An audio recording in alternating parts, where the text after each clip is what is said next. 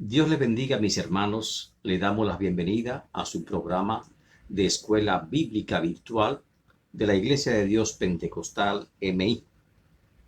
Damos la bienvenida a aquellos hermanos que siempre están en sintonía con nosotros. Amén.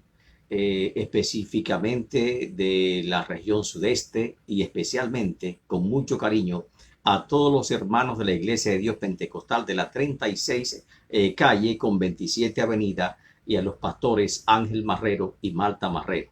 Alabado el nombre del Señor. Es la lección número 3 de la escuela bíblica, y esta lección seguimos hablando acerca del Señor Jesucristo. Recuerde que le comentábamos que este trimestre entero nuestro Señor Jesucristo, y por tanto cada martes vamos a traer un tema en colación a Jesucristo, y es muy oportuno estos temas de Cristo dada la urgencia de los tiempos en que estamos viviendo. Y además estas profecías que estamos comentando tienen un parecido increíble con las circunstancias históricas por las cuales también nosotros estamos atravesando. En esta noche el tema es el renuevo de Isaí, Jesucristo, el renuevo de Isaí, y se basa en Isaías capítulo 9 y Isaías capítulo 11. Algunos versículos de ambos capítulos estaremos hablando. Pero antes queríamos introducir esta lección explicando un poquito el contexto en el cual se dan estas importantes profecías acerca de nuestro Señor Jesucristo. Primeramente, cuando comenzamos leyendo en Isaías capítulo 9, verso 1, dice: mas no habrá siempre oscuridad para los que están en angustia. Y esta expresión es muy significativa para nosotros hoy en día, pero también para la época en que fueron escritas estas profecías. Realmente Israel estaba pasando por un periodo bastante oscuro, un periodo prácticamente por una gran agitación política. Todos saben que Israel está ubicado geográficamente en una posición estratégica, por así decirlo, pero que muchas veces le favorece y otras veces es perjudicial la posición que ocupa Israel. Es perjudicial porque Israel está ubicado en el corredor de los grandes imperios mundiales. Se levantó Egipto como imperio mundial, pero Palestina, amén, está en medio de Asiria y de Siria y de Babilonia, y por lo tanto cada vez que un imperio comenzaba a movilizarse hacia una región, tenía que pasar obligatoriamente por la tierra de Palestina, porque ese era el único corredor que había entre el sur, el norte y el oeste. Y por esa razón Israel siempre estaba en una confrontación política que solamente Dios podía librarle de semejante situación que estaba atravesando. Era una época de gran agitación. Ya había caído o declinado el poder del imperio egipcio. Se alía los sirios, cuya capital es Damasco, y los sirios, amén, querían formarse aún más. De hecho, Israel, que son las 12 tribus del norte, se aliaron con los sirios, amén, que son Damasco, para combatir entre ambos a Jerusalén, que es el reino del sur. Pero concomitantemente con esta situación, más adelante observamos que el rey Josías de Judá también interviene en el conflicto posteriormente, y en esa intervención Judá, cuando Egipto pretende intervenir en ese conflicto, entonces él va al encuentro de Egipto y muere en esa batalla. Dios ya le había advertido de las situaciones que estaban atravesando. Cuando Samaria se alía con Israel, cuando Samaria, que es el gobierno de Israel, hace una alianza estratégica, con Siria, capital de Damasco, Dios manda al profeta Isaías con un mensaje urgente ante el rey Acaz. Y ese mensaje era que no haga ninguna alianza, sino que aprendiese a confiar en Dios en la circunstancia que Israel estaba atravesando. No escucha el mensaje y el profeta le dice: por cuanto no da una señal del niño que habría de nacer, y antes que ese niño que iba a nacer tuviese conocimiento para elegir entre el bien y el mal, la tierra de estos dos reyes, es decir, de Samaria y Damasco. Y en efecto se cumplió como dijo el profeta Isaías: en el año 721 Asiria atacó a Samaria y Asiria atacó a Damasco, y ambos quedaron subyugados, amén, ante el imperio asirio, que se levantaba con gran fortaleza. No obstante, por no creerle a Dios y por haberse aliado con los asirios, también el reino de Judá, que es Israel, que es Jerusalén, también tiene las consecuencias y es subyugado, es esclavizado por los asirios. Y ahí comienza el período asirio que el profeta Isaías le profetizó al rey Acaz, como dice Isaías capítulo 1, amén, que él profetizó bajo el reinado de varios reyes, de 4 reyes, de Usías, de Jotam, de Acaz y de Ezequías. Durante estos 4 reyes estuvo el profeta Isaías ministrando tanto a Israel como a Judá. Época de gran confusión política. Se levanta Egipto, aunque comienza a declinar. Se levanta Samaria, que comienza a levantarse con fuerza. Se levanta el rey de Sirio. Se va a levantar ahora otro más grande que ellos, amén, que es el gobierno asirio de Nínive, amén, cuya capital es Nínive, que son los medo-persas. Se van a levantar y van a arrasar con todos estos imperios, esas fuerzas que luchan por su hegemonía política para controlar la región del Mediterráneo, porque era gran importancia, políticamente hablando, económicamente hablando, controlar la región del Mediterráneo. Se lo advirtió. Israel no tenía fuerza suficiente para combatir ninguno de estos reyes. Solamente contaba con Dios y solamente Dios podía librarle. Y en esa circunstancia oscura, donde el mismo rey Acaz estaba temblando por la situación que estaba atravesando, y en medio también de una ola enorme de pecado y oscuridad que cubría la nación, entonces el profeta Isaías, en estas circunstancias adversas tremendas, que nos recuerda por eso la época que estamos viviendo, que muchas veces nosotros no queremos reconocer los tiempos políticos que estamos viviendo, pero sin embargo, amén, esa lucha por el control, esa lucha de hegemonía afectaba a Israel como nación. Y muchas veces ahora, en este siglo XXI, estamos atravesando por una lucha de hegemonía, amén, una lucha de convulsión política. Estados Unidos es decisiva, alabado el nombre del Señor, una decisión que es decisiva, porque hay un gran nacionalismo, tanto de Estados Unidos como también lo hay de China, que su economía está cada vez más creciente. Está Rusia por un lado y están también otras naciones cuya economía está creciendo y están compitiendo con la nación americana. Eso se llama lucha de hegemonía, de control, y ahora mismo estamos atravesando esa lucha de control. Igualmente, la iglesia está viviendo un periodo oscuro porque hay mucha confusión en este mundo acerca de lo que es la verdad. Y en medio de esa confusión, el profeta Isaías se levanta otra vez con una nueva profecía acerca del Mesías. Alabado al nombre del Señor. ¿Y cuál fue la profecía que trajo Isaías del Mesías? Comienza en Isaías capítulo 9 esta hermosa profecía. Y dice: mas no habrá siempre oscuridad para los que están en angustia, tal como la aflicción que le vino en tiempo que livianamente tocaron la primera vez la tierra de Zabulón y la tierra de Neftalí. Pues al fin llegará la gloria en el camino del mar, de aquel lado del Jordán, en Galilea de los gentiles. Galilea de los gentiles aparece en la escena de Isaías prácticamente unos 750 años antes del nacimiento de nuestro Señor Jesucristo. Está hablando Isaías y precisamente notamos la trascendencia del ministerio de Cristo en tierra de Zabulón y en tierra de Neftalí, en tierra del otro lado del Jordán, como dice la profecía, en Galilea de los gentiles.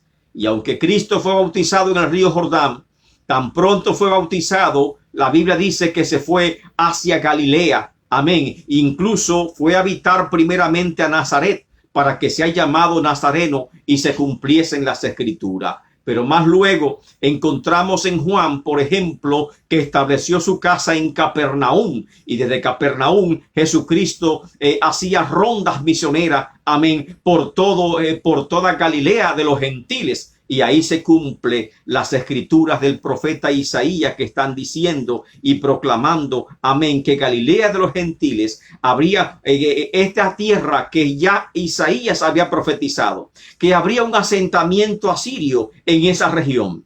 Isaías había profetizado que esa región se volcaría totalmente a la idolatría. Isaías había profetizado que se contaminaría completamente, como ocurrió en el año 721 antes de Jesucristo. Sin embargo, cuando Cristo comenzó su ministerio, fue precisamente a esa región. Y el impacto de su predicación fue precisamente en esta región. Alabado el nombre del Señor. Hay cierto paralelismo. Así como Cristo se levantó como el segundo Adán para combatir a Satanás en el mismo terreno que el primer Adán había fracasado, ahora Cristo se levanta en esta tierra de oscuridad, en esta tierra de sombra de muerte. Amén. Porque sombra de muerte le habían cubierto debido a la idolatría que estaba en esa región. Recordemos, como dice la Biblia, que los judíos y los samaritanos no se trataban entre sí. Amén. Por la mezcla que hubo. Recordemos la conversación de Jesús. Amén. Con la mujer en el pozo de Jacob, con la mujer samaritana.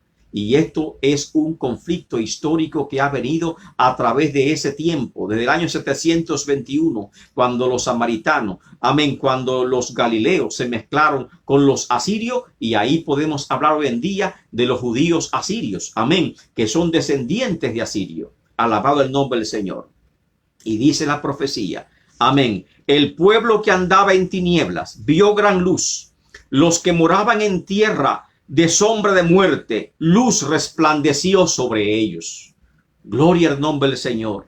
Ahí tenemos las pisadas de Cristo Jesús. La predicación de Cristo con sus apóstoles recorriendo aldea por aldea toda Galilea de los gentiles, y cuya proclamación alumbraría toda esa región de oscuridad y de sombra de muerte. Recordemos en Gadara, cuando pasó a la región de Decápolis, aquel endemoniado gadareno, amén, que se enfrenta a Cristo Jesús y grita, ¿por qué ha venido a atormentarnos hoy en día?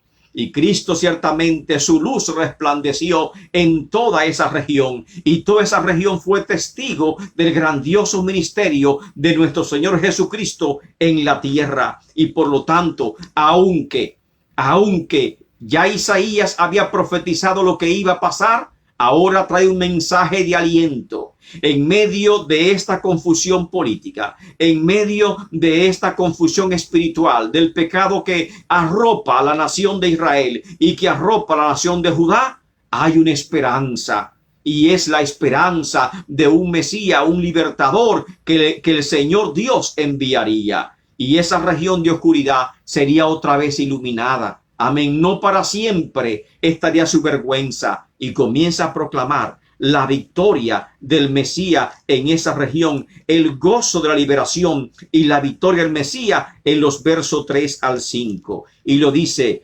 multiplicaste la gente y aumentaste la alegría. Se alegrarán delante de ti como se alegran en la siega, como se gozan cuando se reparten despojo, porque de su pesado yugo y la vara de su hombro y el cetro de su opresor como el día del Medián. Porque todo calzado que lleva guerrero en el tumulto de batalla y todo manto revocado en sangre será quebrado, puesto de fuego. Y ahí lo dice la Biblia, de una gran liberación de esa región que traería el Mesías. Alabado el nombre del Señor. Pero la profecía sigue aún más. Y esas profecías se cumplen literalmente durante los 3 años y medio que Cristo duró en la tierra, ministrando en la tierra, en la región de Galilea. Y sabemos que apenas poco tiempo Jesús duró en Judea o en Jerusalén, predicando la palabra de Dios. y todos conocemos que todo su ministerio lo desarrolló en esa tierra, precisamente alejado de lo que es el centro del judaísmo de ese tiempo, de la época de Cristo Jesús. Así que presenta Isaías un mensaje de esperanza para toda la nación en medio de un momento crítico que estaba atravesando. Luego Isaías presenta el gozo de la liberación y la victoria del Mesías en los versos 3 al 5. Y más luego en el verso 6 y 7 revela los nombres y revela también una profecía trascendental del nacimiento de un niño Dios, y a través del cual estas profecías alcanzarían su máximo esplendor. Y ahí tenemos el nacimiento del niño Dios. Porque un niño nos es nacido, hijo nos es dado, y el principado sobre sus hombros. Amén. Y el principado sobre sus hombros. Qué tremenda profecía. Porque un hijo nos es nacido, hijo nos es dado. Un niño nos es nacido. Qué humildad de parte de Dios. Pudo haber sido un ángel que Dios enviara a cumplir esta profecía, se dicen algunos. Tal vez Dios mismo con toda su gloria pudo enviar a algún representante o él mismo venir para cumplir esta importante profecía acerca del Mesías. Pero no era así. La palabra de Dios dice que tenía que ser, amén, no era un ángel ni tampoco sería un Dios, amén, sobrenatural que aparecería de forma milagrosa para intervenir en los asuntos humanos, sino que nacería a través de un niño, un origen humilde, un origen que tal vez es significante para los ojos de un ser humano, un niño indefenso, pero sobre ese niño indefenso pesaba una gran gloria. Pesaba una gran responsabilidad, pesaba sobre sus hombros, amén, un linaje real. Y ese niño tenía una profecía encima que era trascendental. Así que el Mesías, el Dios encarnado, en forma de un inocente niño. No bajaría como un ángel de gloria, amén. No bajaría lleno de esplendor y fortaleza. Bajaría tal vez indefenso, bajaría tal vez débil.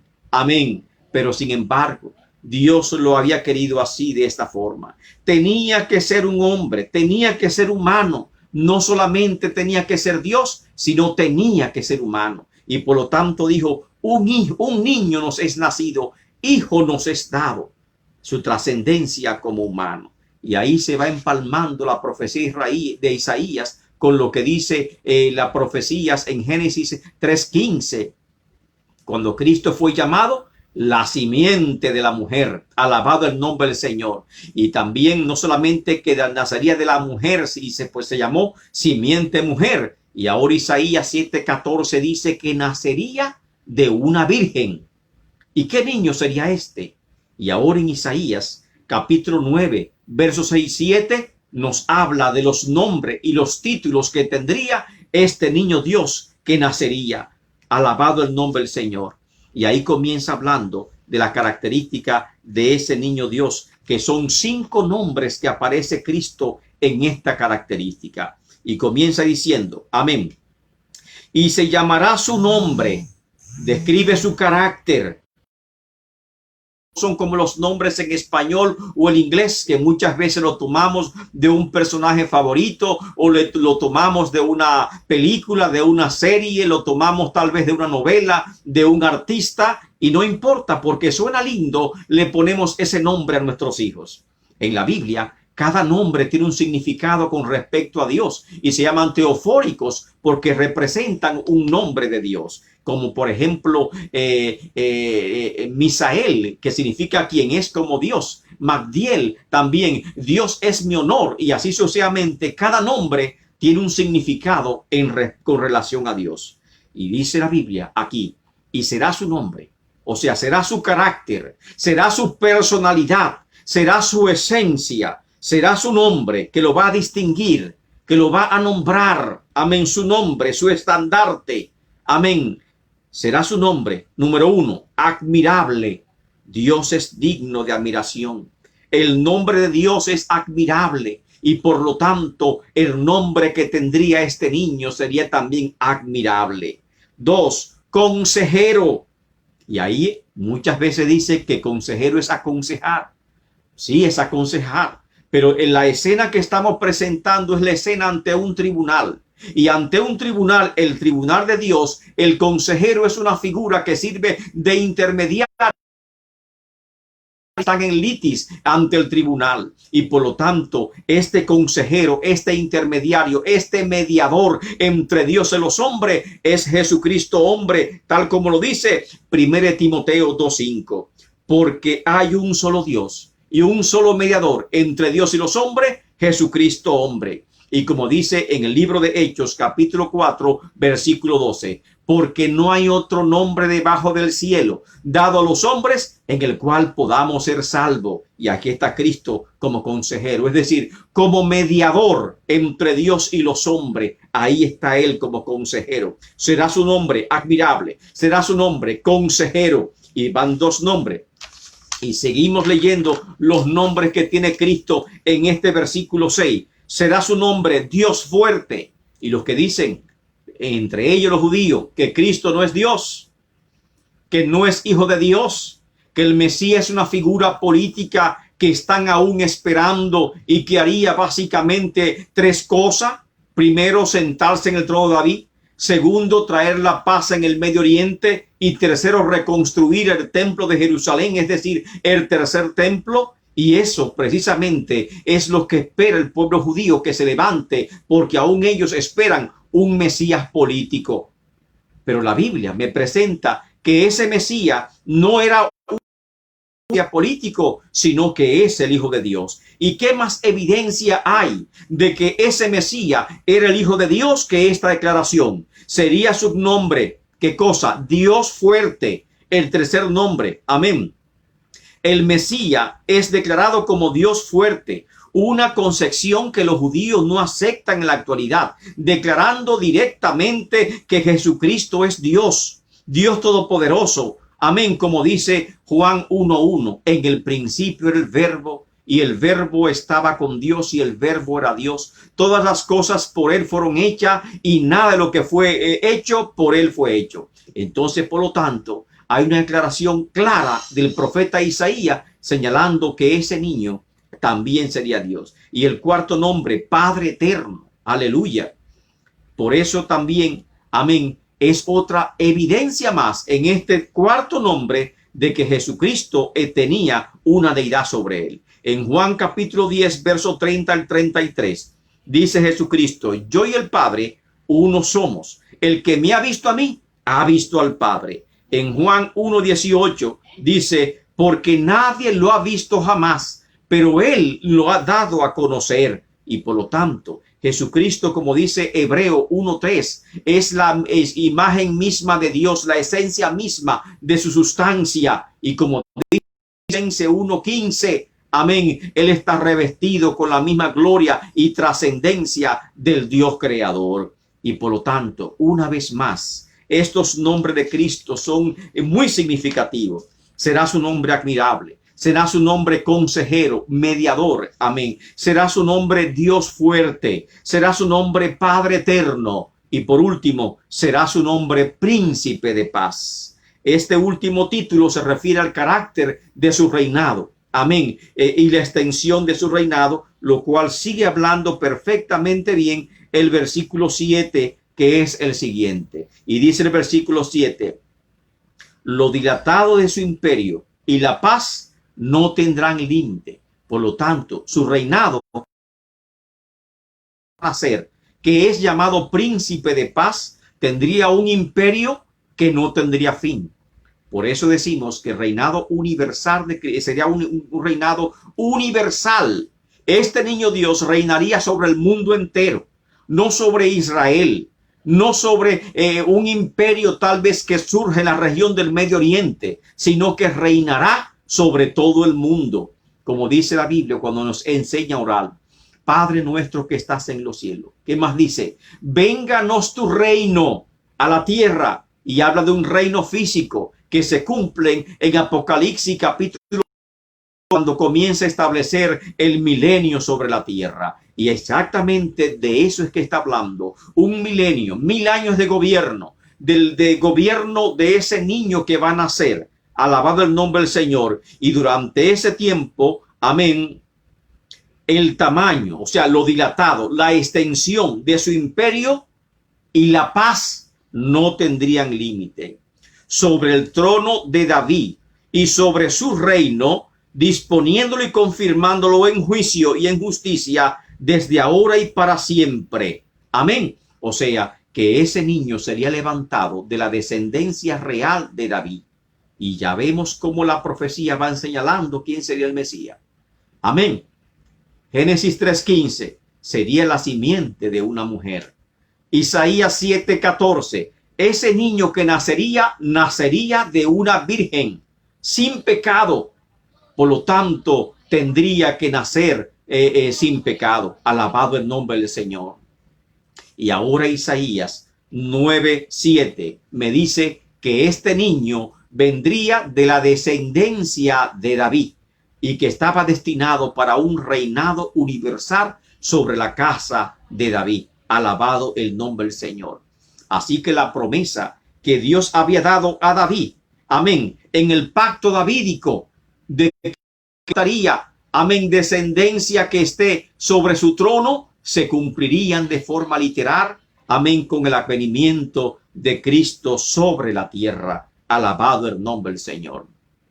Sin embargo, cada profecía que Isaías dio se fueron cumpliendo paulatinamente a través de la historia.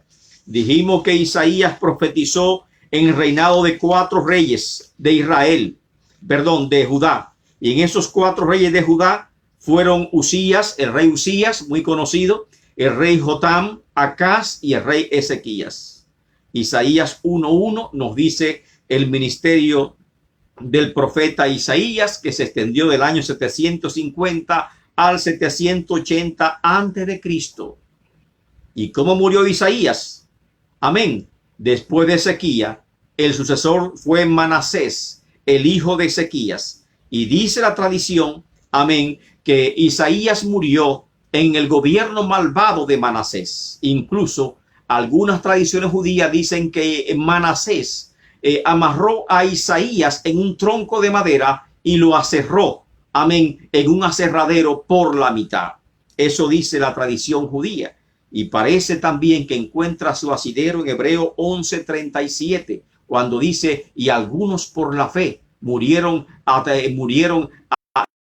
en troncos de madera, amén, aserrados en tronco de madera. Y esa fue la muerte trágica que encontró el profeta Isaías por las profecías que Dios le mandó a proclamar sobre los reinos de Judá, amén, y sobre el reino, amén, de Israel. Pero esas profecías, recordemos, recapitulemos, ¿qué profetizó Isaías? Que Samaria sería destruida. Que profetizó Isaías que Damasco sería destruida. Profetizó Isaías que aún Judá también sería tomado cautivo por el rey asirio y que esas profecías se iban a cumplir al pie de la letra. Y ahí vamos a Isaías capítulo 11, que sigue hablando de las profecías del Mesías. Y ahí presenta al Mesías con otro carácter más. Ya me dijo, amén, que vendría de un rey llamado David, de la descendencia de David. Isaías 11:1. Saldrá un vástago, una vara del tronco de Isaí. ¿Y quién fue Isaí? Si comenzamos a leer, amén, los registros bíblicos, vamos a darnos cuenta que Isaí fue el padre de David. Amén. Y que recuérdense que cuando Dios mandó a Samuel a ungir a David por rey, tuvo que ir a casa de Isaí. Y en la casa de Isaí, David no era el hijo único, sino que tenía otros hermanos que eran mayores que él y que tal vez más apariencia que él y que tal vez eran dignos del trono. Pero Dios miró a David porque miró el corazón de David, según el testimonio de la Biblia, porque el corazón de David era semejante al corazón de Dios. No que no haya pecado nunca, sino que David, a pesar de haber pecado, siempre se arrepentía y nunca más cometía ese pecado del cual ya se había arrepentido. Y por eso dice, de ese Isaí, dice, y saldrá una vara del tronco de Isaí. ¿Por qué el tronco de Isaí? El tronco es cuando usted corta un árbol. Amén. Y que solamente quedó ese tronco. Así lo que está profetizando, que a pesar de que Israel sería cortado, a pesar de que Judá sería cortado y solamente quedará el tronco, es decir, quedará solamente un remanente de ese árbol hermoso que una vez fue un gran imperio o una gran nación.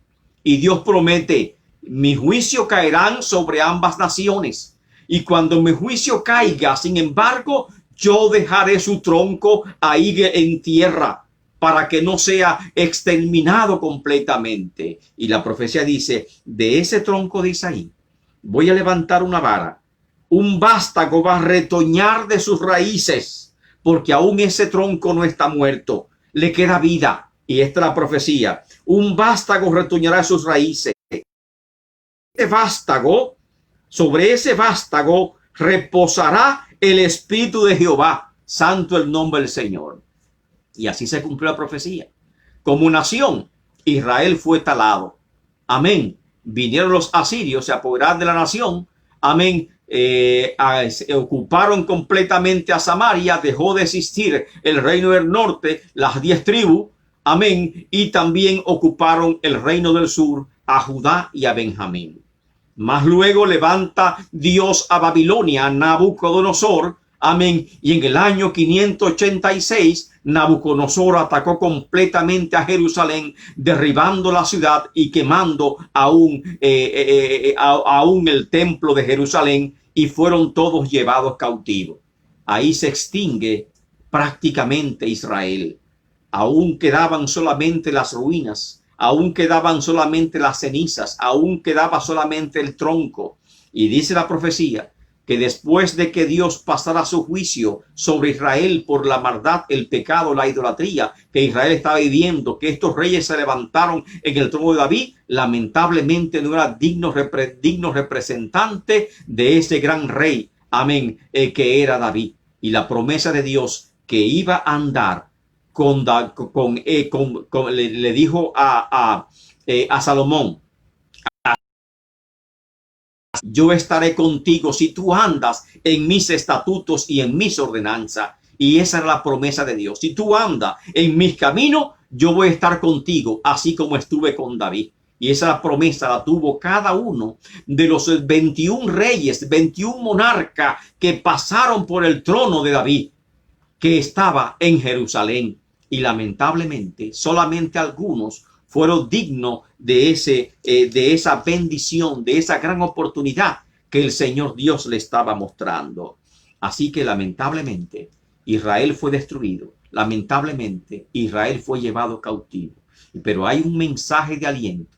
En medio de esa oscuridad, en medio de ese dolor, en medio de esa sombra de muerte, Dios envió un mensaje de aliento a toda la nación. Y ese mensaje de aliento de parte de Dios decía, saldrá una vara del tronco de Isaí y un vástago retoñará de sus raíces, que se cumple literalmente con el nacimiento de nuestro Señor Jesucristo. Y sigue hablando. Y aquí habla del carácter perfecto del Mesías y habla también del empoderamiento espiritual del Mesías, que sería revestido con el poder del Espíritu Santo, y nos habla también de las 7 operaciones del Espíritu Santo en la persona del Mesías. Muchos dicen que son los 7 espíritus, y habla de espíritu como plenitud del Espíritu Santo de Dios. Y comencemos a contarlo. Amén, porque es un mensaje bien lindo de parte del Señor. Y estará sobre él, sobre ese niño, sobre ese vástago del tronco de Isaí. Amén, porque no está caído, hay un mensaje de esperanza. Y cuando Dios promete algo, no importa lo que tú estés mirando, no importa que haya escasez, no importa que haya dificultades económicas o financieras o políticas, la palabra de Dios se va a cumplir. Amén, porque Dios ha hablado. No fue un hombre que habló, fue Dios que habló. Y por lo tanto, aún de las cenizas de esa gran nación, Dios levantará a un Mesías. Dios levantará a un libertador. Y ese libertador tendrá el Espíritu Santo sobre él. Y comienza hablando sobre la característica de ese poder espiritual que obraría a través de Cristo Jesús. Espíritu de Jehová. Alabado el nombre del Señor. El mismo que se habla en Génesis 1:2, y el Espíritu de Jehová se movía sobre la faz de las aguas. Alabado el nombre del Señor. Ahí estaba reconstruyendo al mundo, estaba construyendo el mundo, amén, en la operación del Espíritu Santo. Ahí estaba el Espíritu de Jehová. Y habla más todavía, no solamente el Espíritu de Jehová, gloria al Señor, sino que habla de los 7 espíritus de Dios. ¿Cuáles son esos 7 espíritus? De ese ungido de Dios, porque de ahí sale el concepto de ungido, porque fue ungido. Reposaría sobre él el Espíritu Santo del Señor. Y ahí leemos en Isaías capítulo 61 que dice: el Espíritu del Señor está sobre mí, porque me ungió Jehová. Me ha enviado a predicar buenas nuevas a los quebrantados, a vendar a los quebrantados de corazón y a publicar libertad a los cautivos y a los presos aperturas de cárcel. Y recordemos que en Lucas 4:18, Jesucristo, leyendo estas profecías, el libro de Isaías, amén, dijo: estas profecías se han cumplido en este momento, haciendo alusión de que él era el Mesías. Y la palabra Mesías significa ungido. La palabra, eso es en hebreo, que traducido al griego es Cristo.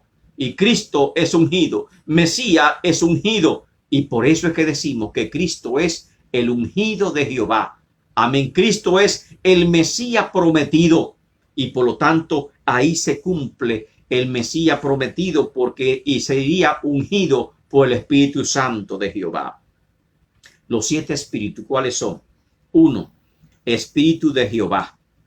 Génesis 1:2 lo encontramos. Amén. Se movía sobre la faz de las aguas en el acto creador perfecto. 2. Espíritu de sabiduría. Jesús fue llamado Rabí, maestro. Amén. Y en verdad fue uno de los más grandes, no uno, el más grande maestro de lo que ha pisado la humanidad. Aún Nicodemo reconoció y dijo: maestro, sabemos que ha sido enviado de Dios como maestro. Amén. Y otros más, aún hoy en día, reconocen que no ha pisado otro maestro más grande en este mundo que Jesucristo. Un espíritu de sabiduría, espíritu de inteligencia. Qué inteligencia más extraordinaria tenía Cristo Jesús. A los 12 años estaba en el templo, un adolescente, discutiendo con los maestros de la ley, corrigiendo los maestros de la ley. Alabado el nombre del Señor. Un entendimiento perfecto. No le hacía falta tal vez pasar por escuela. Y algunos dicen que Cristo aprendió y sabía tanto y tenía tanto conocimiento porque se nutrió del conocimiento de los egipcios. Porque la Biblia dice que cuando apenas era un niño tuvo que huir a Egipto. Alabado el nombre del Señor. Y que en Egipto aprendió mucho conocimiento. ¿Qué conocimiento había en Egipto? No había tal conocimiento para nutrir a Jesucristo. O tal vez que nutrió su conocimiento la sabiduría de los grandes filósofos griegos. Pero sin embargo, Cristo entendió el conocimiento de todos estos filósofos griegos. Y con apenas 12 años, ya Cristo tenía un dominio tan perfecto de la ley de Dios. Amén, que dejó asombrado a los grandes doctores y maestros de la ley que estaban en el templo ministrando. Su inteligencia era asombrosa. Su entendimiento era perfecto. Por eso dice Espíritu de Jehová, Espíritu de inteligencia, no, Espíritu de consejo. Alabado el nombre del Señor. En él estaba todo el consejo de Dios, la plenitud del consejo de Dios. Y como dice la Biblia, a Dios nadie la ha visto, pero él le da a conocer. Así que Dios revela su consejo a través de la persona de su Hijo Jesucristo. El espíritu de poder, la santo el nombre del Señor. Se admiraban del poder que tenía Cristo. Amén. Decía: ¿con qué poder tú haces esto? Primeramente lo cuestionaron cuando hizo el limpiado del templo y volcó las mesas de los cambistas. ¿Con qué autoridad tú haces esto? Decía él. Amén. Decían ellos. Y Cristo dijo: alabad el nombre del Señor, porque vosotros habéis hecho las casas de Dios morada o guarida de ladrones. Pero también cuando reprendió los montes, que reprendió las aguas del mar, reprendió los vientos en el mar de Galilea, también dijeron: ¿con qué autoridad, qué doctrina es este que aún los vientos y la mar le obedecen? Echaba fuera a los demonios y decía: ¿qué poder es este que aún los demonios se sujetan al nombre de este hombre?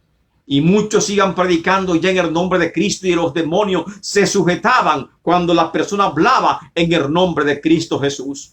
Gloria al nombre del Señor. ¿Qué autoridad es esta que tiene este hombre? ¿Qué doctrina es esta que tiene este hombre? Y es el espíritu de poder que reposaba sobre él. Espíritu de Jehová, espíritu de inteligencia, espíritu de consejo, espíritu de poder, número 5, espíritu de conocimiento. El conocimiento de Cristo era perfecto, acabado, completo. No le hacía falta que nadie hablara de los hombres porque conocía el corazón del hombre. Y lo más grandioso, que nunca se equivocó en una palabra. Nosotros, como humanos que somos, yo le estoy dando un estudio de Isaías, capítulo 9 y capítulo 11, conforme a los conocimientos que tengo en este momento acerca de Isaías. Pero lógicamente, ese conocimiento mío va evolucionando a la medida que yo voy estudiando la palabra de Dios y me voy perfeccionando, y Dios me va dando nueva revelación de parte del Señor. Y así tal vez en una semana, o tal vez en 2 meses o el próximo año que dé otro estudio bíblico de Isaías 9 y 11, lo voy a de forma diferente porque tengo una comprensión distinta de estos dos pasajes. Porque que ir perfeccionándose de forma gradual, paulatina. Y tal vez si en algo me equivoco en esta ocasión, en el próximo estudio que dé, tenga que decir, hermano, recuerden que yo en una ocasión le conté tal cosa, más sin embargo Dios me ha revelado que no es así. Y yo comienzo a pedir disculpas porque cometí un error en la interpretación de un pasaje de las Escrituras. Y la pregunta es, ¿cuándo Cristo se equivocó? ¿Cuándo Cristo se retractó de una enseñanza o de una exhortación que él dio? Nunca. Su conocimiento era acabado, perfecto. No el conocimiento nuestro que va en ascenso, que va creciendo en medida que estudiamos la palabra, que nos consagramos al Señor, que hacemos nuevas especialidades, nuevos estudios. El conocimiento se va acrecentando de esta forma. Pero el conocimiento de Cristo estaba acabado, perfecto. No le hacía falta más preparación. Conocía el hoy, conocía el mañana, conocía el futuro, como porque Él era Dios en persona. Y por eso decía, espíritu de conocimiento. Qué mente más admirable, qué conocimiento más perfecto tenía el Señor. Y número 7, espíritu del temor de Jehová. Jesús declara, amén, que vino, amén, voluntariamente se mantuvo a sí mismo en una actitud de sumisión al Padre. Y declara, amén, en Juan 6:38, porque por esto he venido a este mundo, no para hacer mi voluntad, sino la voluntad del Padre que me ha enviado. Su propósito, su misión, no era hacer su voluntad, sino hacer la voluntad del Padre que le había enviado. Y según dice la Escritura en Filipenses, Él fue obediente hasta la muerte y muerte en la cruz del Calvario. Su propósito, como declara en Juan capítulo 17, es glorificar al Padre. Alabado el nombre del Señor. Y por eso es que el Espíritu de Dios que estaba sobre él tendría estos 7 nombres, 7 perfecciones, 7 operaciones del Espíritu Santo que reposarían sobre él. Espíritu de Jehová, espíritu de sabiduría, espíritu de inteligencia, número 3, espíritu de consejo, número 4, espíritu de poder, número 5, espíritu de conocimiento, número 6, y espíritu de temor de Dios, número 7. Pero luego de esta revelación, de este empoderamiento espiritual que tendría ese vástago que retoñaría de la simiente de Isaías, y comienzan a declarar el carácter perfecto del Mesías. ¿Y cómo lo declara? Versículo 3 al 5. ¿Cuál es el carácter del Mesías? Y dice, y le hará entender diligentemente el temor de Jehová. No juzgará según la vista de sus ojos, ni arguirá por lo que oigan sus oídos. Arguir es como juzgar, interpretar, opinar, emitir un juicio, un concepto. Amén. Él no arguirá por lo que oigan sus oídos. No se llevará conforme a las apariencias, y por lo tanto su carácter perfecto es un carácter de un conocimiento pleno de parte de Dios. Es un carácter de justicia, es un carácter, amén, de paz que durarían sobre su reino entero. Y sigue hablando, sino que juzgará con justicia a los pobres y arguirá con equidad por los mansos de la tierra, y herirá la tierra con la vara de su boca, y con el espíritu de sus labios matará al impío. Y este verso tiene dos partes importantes. Primeramente, dice la Biblia que él vino a predicar a los pobres, y comienza declarando, amén, en el sermón de las bienaventuranzas, comienza una gran declaración de parte de Dios. Amén. Y dice, no juzgará primeramente según la vista de sus ojos, no se fijará en las apariencias, amén, sino que hará un juicio conforme al propósito de Dios, un juicio perfecto. Justicia a los pobres y resolverá con equidad, amén, a los mansos de la tierra. Y ahí dice Mateo 5:3, bienaventurados los pobres en espíritu, porque de ellos es el reino de los cielos. Y más luego dice Mateo 11:5, dando una señal, a los pobres es anunciado el evangelio. Cuando Juan el Bautista envió a predicar, envió a preguntar, porque todo mundo tiene desperfectos, amén. Y así, todo hombre, por más, amén, consagrado que sea, tiene momento de debilidad. Y Juan el Bautista en un momento de debilidad, porque se encontraba preso, esperando muerte, amén, en la cárcel, el rey Herodes, amén, le manda a preguntar a Cristo, porque él esperaba también a Cristo tal vez como un guerrero político que iba a tomar el reino de Israel, amén, iba a restablecer el reinado en ese tiempo. Y entonces él en su confusión manda a su discípulo a preguntarle a Cristo, ¿eres tú el Mesías o esperamos a otro? Estaba confundido, amén. Y entonces Cristo le dice las señales, los cojos andan, los ciegos ven, amén, y a los pobres es anunciado el reino de Dios. Vayan, cuéntanle a Juan en su prisión lo que ustedes han visto. Esa es una señal del Mesías. Así que no hay que esperar otro. Él era el Mesías alabado y se estaban cumpliendo. Y en Lucas 12:32 dice, no temáis, manada pequeña, porque a vuestro Padre le ha placido daros el reino de los cielos. Esa manada pequeña, ese pueblo humilde. Amén. Y en Mateo 18:6 dice, cualquiera que haga caer a uno de estos pequeños, amén, y habla que mejor sería que se ponga una piedra de molino en su cuello y se lance a las profundidades del mar, porque Dios vela por estos pequeños.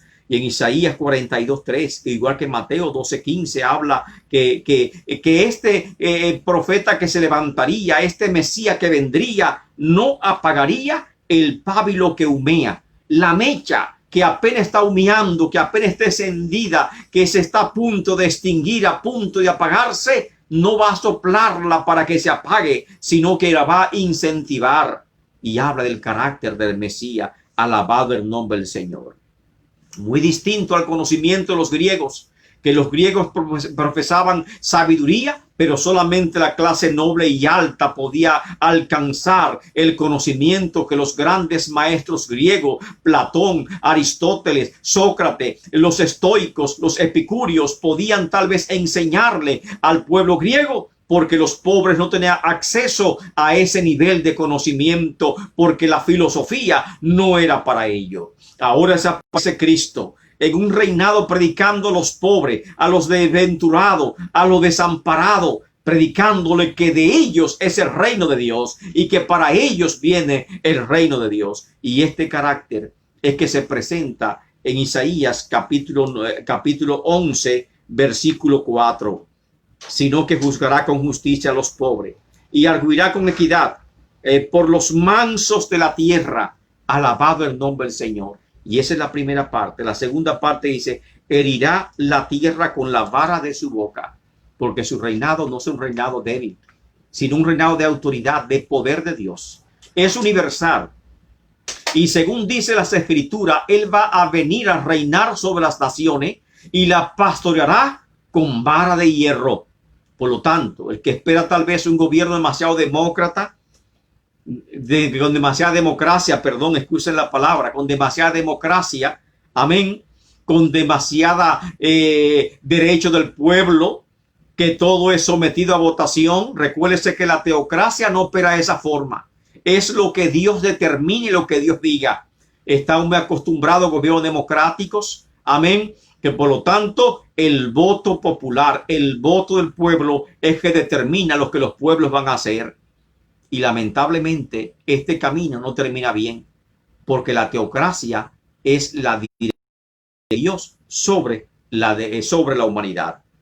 Y Él va a poner una teocracia, literalmente hablando, el gobierno de ese niño Dios que iba a nacer y que va a reinar en el trono de David, va a imponer en este mundo una teocracia. Alabado el nombre del Señor, el gobierno de Dios. Y por eso cada vez que usted ora, que está hincado de rodilla, usted clama a Dios y dice, vénganos tu reino. Y el reino de Dios no es tolerancia. No, hermano, no es tolerancia. Que yo pueda hacer lo que yo quiera, porque hay libertad, yo tengo mis derechos. Amén, derecho de toda perversidad, derecho de toda actuación morbosa, derecho a consumir droga, derecho a hacer lo que yo quiera con mi vida y con la ajena. No tienes ese derecho en el reino de Dios.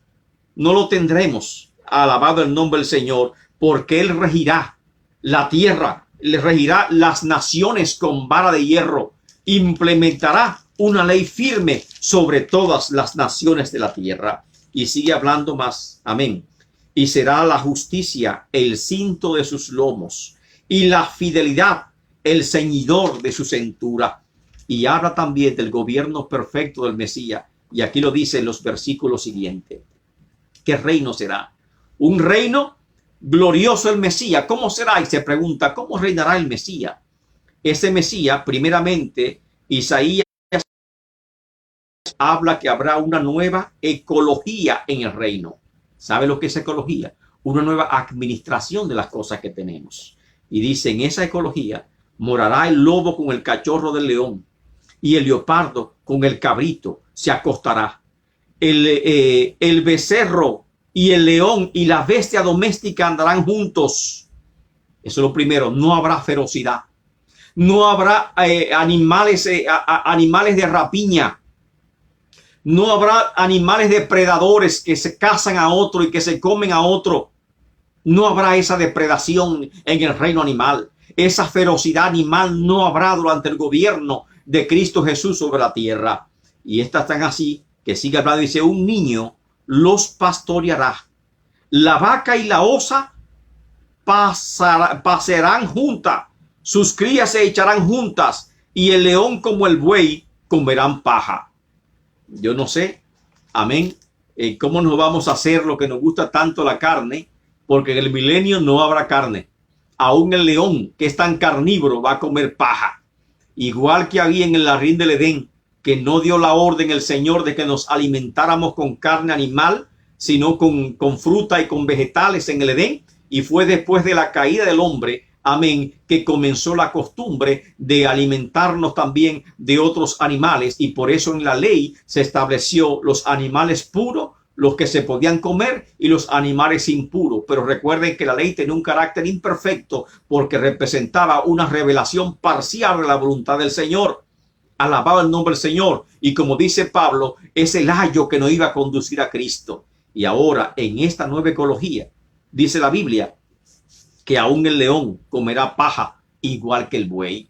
Santo el nombre del Señor. No se preocupen, está jugando, amén, que cómo nos haremos lo que estemos en el milenio, pero recuérdese que la iglesia será levantada y tendremos cuerpo glorificado y no tendremos necesidad de comida. Alabado el nombre del Señor, sino que serán los moradores de la tierra que nosotros reinaremos sobre ellos, los que no van a cazar animales para, amén, domésticos para alimentarse, sino que la alimentación, amén, el tratado con los animales, el tratado con el planeta será completamente diferente durante la administración de Cristo.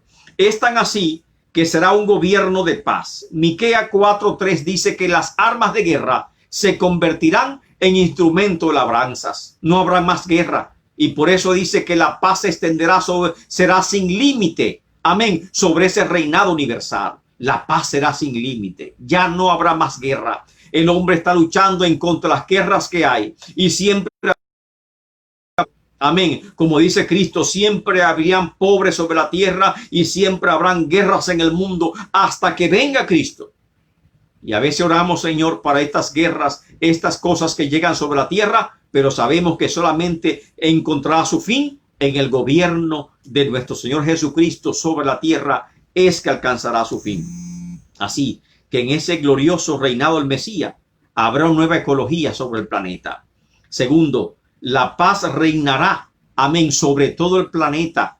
Y conforme a Miqueas 4:3, las almas de guerra serán fundidas y construidas y reconstruidas en instrumentos de labranza para cultivar la tierra. Y si usted comienza a pensar un poquito más, le voy a decir algo, mis hermanos, hermanos. Amén. Según nuestro parecer, vamos a tener que acostumbrarnos a caminar un poquito más, porque el respeto por el planeta será tanto que ya no se consumirá, amén, la gasolina, el gasoil, amén, los carros que contaminan tanto el planeta, amén, las fábricas, las industrias, todo eso va a desaparecer porque es una contaminación del planeta y volveremos a los tiempos antiguos a cultivar la tierra con nuestras manos. Alabado el nombre del Señor. Usted dice, ¿será grande esto? Esa modernidad que tenemos ahora. Gloria al nombre del Señor, porque lo que trae es contaminación, la gran cantidad de plástico que estaban produciendo, la gran cantidad de desechos que estaban produciendo, que no son reciclaje y que estamos matando al planeta. ¿Usted cree que durante el gobierno de Cristo se va a continuar matando el planeta, destruyendo la vida o la poca vida que queda sobre el planeta? Entendemos que no es así. Y por eso dice, amén, que habrá una nueva disposición ecológica sobre el planeta establecida por el Mesías.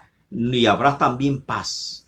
Todos instrumentos de guerra, amén, aviones de guerra, buques de guerra, amén, metralladoras, pistolas, todo armamento, amén, que exista, serán convertidos, fundidos para convertirse en instrumento de labranza. Y sobre todo el versículo 9 sigue leyendo y dice, no harán mal ni dañarán en todo mi santo monte, porque la tierra será llena del conocimiento de Jehová, como las aguas cubren la mar. Alabado el nombre del Señor.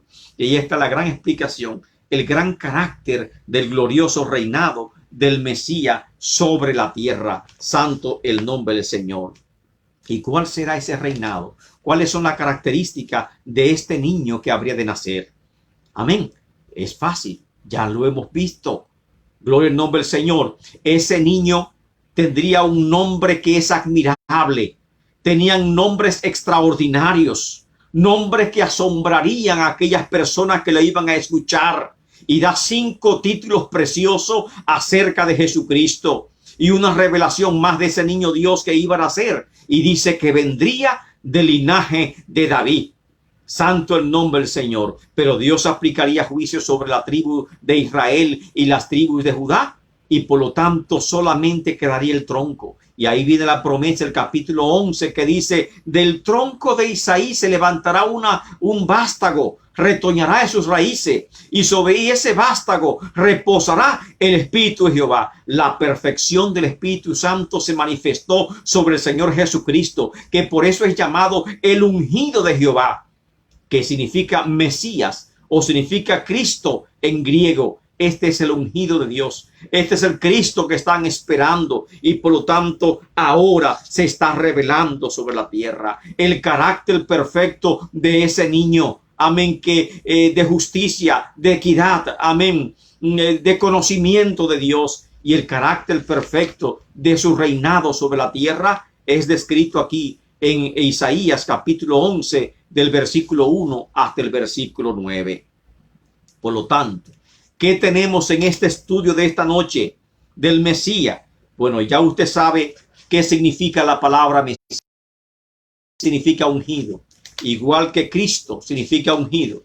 Mesías es en hebreo y Cristo es en griego. El Cristo, el Mesías prometido. Y ese niño sería un niño Dios por los 5 nombres que son revelados de ese niño Dios en Isaías 9, versículos 6 y 7. ¿Cuáles son esos 5 nombres que son revelados en Isaías 6 y 7? Amén. Admirable, consejero, Dios fuerte, Padre eterno y príncipe de paz. Pero sobre ese niño también, que nacería de la simiente de Isaí, también reposaría el Espíritu de Jehová. ¿Cuáles son las 7 operaciones o 7 nombres del Espíritu de Jehová que revela Isaías capítulo 1, verso 2? Amén. ¿Y qué nos dice de la plenitud del Espíritu Santo o del Espíritu Santo en la vida de Cristo Jesús? Sería un Espíritu de Jehová, Espíritu de sabiduría, Espíritu de inteligencia, Espíritu de consejo, Espíritu de poder, Espíritu de conocimiento y Espíritu de temor de Jehová. Eso revela el carácter de ese niño Dios que nacería, pero también revela cuál sería el carácter del reinado que implementaría sobre la tierra. El profeta Isaías fue testigo de una época muy agitada políticamente hablando. Se levantó el imperio asirio y atacó a los sirios, que es Damasco, y atacó a Samaria, amén, que es la capital del reino del norte, y también atacó a Judá, que es Israel. Una época de gran oscuridad espiritual. Recordemos que Acaz fue un rey malvado que llenó, amén, de inmoralidad al pueblo. Y no solamente de inmoralidad, de corrupción, de crueldad al pueblo, sino también lo llenó de idolatría y perversidades al pueblo. Y en esa época de oscuridad en que Dios traería su juicio sobre ambos pueblos, trae un mensaje de aliento sobre el pueblo, un mensaje de paz, y es el nacimiento de un niño Dios, dotado de cualidades extraordinarias que contrastan grandemente con la época y con las circunstancias que estas profecías fueron traídas. Y junto con el oráculo o la profecía del castigo de Israel, Dios también trae un mensaje de aliento sobre el pueblo entero. Para siempre no durará la oscuridad. Para siempre no durarán las devastaciones. Las circunstancias que hoy estaba observando Israel serían cambiadas cuando se manifieste el Mesías prometido. Y por lo tanto, el advenimiento de Cristo es el cumplimiento de las promesas de Dios dadas a Israel. Y cuando venga a la tierra por segunda vez, instaurará la paz que tanto nosotros anhelamos. Buscamos la paz. Y como dice en la profecía, cuando digan paz y seguridad, vendrá sobre ellos destrucción repentina. Porque la paz duradera, la paz estable, amén, no la trajo Roma. Amén, porque, amén, recordemos que el primer emperador romano llamó a Augusto César y le llamó el tiempo de su reinado desde el año 4 antes de Cristo hasta el año 27 de la era cristiana. Amén, hasta el año 14 de la era cristiana, que fue su reinado, amén, se llamó la paz romana o la paz de Augusto César. Y sobre esa paz romana o esa paz de Augusto César fue que nació el Señor Jesucristo. Pero eso no fue una paz, eso fue una paz impuesta por la guerra. Y muchas veces esa paz impuesta por la guerra son de poca duración. Y efectivamente en el año 476 cayó el Imperio Romano. Amén. Y se levantó otras fuerzas, amén, que combatieron al imperio. Y la paz que hoy estamos viendo tampoco es duradera, porque la paz verdadera solamente la puede traer el Señor Jesucristo. Si abre tu corazón a Dios y recíbelo en tu corazón para que venga paz. Esta es la promesa del niño Dios que está con nosotros. Solamente Él nos traerá paz y solamente Él nos va a dar seguridad. Amén. Jesucristo es la promesa de Dios. Es un mensaje de aliento para la humanidad. No importa la circunstancia que estemos atravesando. Dios es fiel y cumple su palabra. Y hay un mensaje de esperanza para su iglesia. Y la iglesia tiene que estar en expectativa en estos tiempos difíciles que estamos viviendo, pero también tiene que vivir en seguridad de que las profecías se están cumpliendo tal y como dice la palabra del Señor. Jesucristo en el Sermón del Monte expresó: no he venido a abrogar la ley ni los profetas. Lo que han dicho los profetas no quedarán atrás, sino que yo he venido a cumplirla. Y precisamente Cristo acelera el cumplimiento profético de esta profecía y se cumplen en él lo que el profeta Isaías estaba anunciando. Ni una jota, ni una tilde pasará de la ley sin que toda ella se haya cumplida. Pasaría el cielo y la tierra, mas mi palabra no pasará. Hermanos, Dios te bendiga y Dios te guarda. Dios te guarde grandemente. Ten confianza de que la palabra de Dios se cumplirá. La palabra de Dios se cumplirá sobre su iglesia en este tiempo. Amén. Y siempre se va a cumplir la palabra de Dios sobre cada uno de nosotros, porque Dios no es hombre para mentir, ni hijo de hombre para que mienta. Dios te guarde, Dios te bendiga. Espero que el estudio de esta noche haya sido de bendición para tu vida, que Dios te haya bendecido grandemente y encuentre una revelación, una palabra de parte de Dios para tu vida, que Dios te haya hablado a tu corazón y haya fortalecido tu corazón, amén, de una u otra forma. Alabado el nombre del Señor, porque dice la Biblia que sus palabras no van vacías, sino que traerán fruto y ese fruto estarán sobre tu vida. Dios te guarde, Dios te bendiga, iglesia. Amén. Fortalezcámonos en el Señor. Sigamos adelante creyendo en el Señor. No pierdas tu esperanza. Alabado el nombre del Señor. Y en estos tiempos políticos que estamos viviendo, que ya se abren las elecciones, la votación temprana. Si tienes facilidad, muévete y ejerce tu derecho al voto. Santo el nombre del Señor. Recuerde que el voto es secreto. Usted puede votar por el candidato que Dios le ponga en su corazón, pero hágalo con responsabilidad, pensando primeramente en el reino de Dios y en los valores cristianos del reino. Amén. Y sobre todo, oremos por esta nación, como dice la palabra del Señor. Oremos por los que, para que tengamos paz. Porque si ellos nos traen, amén, si no oramos por ellos y hay intranquilidad política, esa intranquilidad política va a desfavorecer a la iglesia. Oremos por los que están en eminencia. Oremos, amén, por todos ellos para que la iglesia del Señor tenga paz y nosotros seamos prudentes. Amén. Y hagamos nuestros derechos con humildad, con mansedumbre y en silencio. Alabado el nombre del Señor. Dios te bendiga y Dios te guarde. Un gran abrazo en el nombre de Cristo Jesús para todos ustedes. Santo el nombre del Señor. Amén.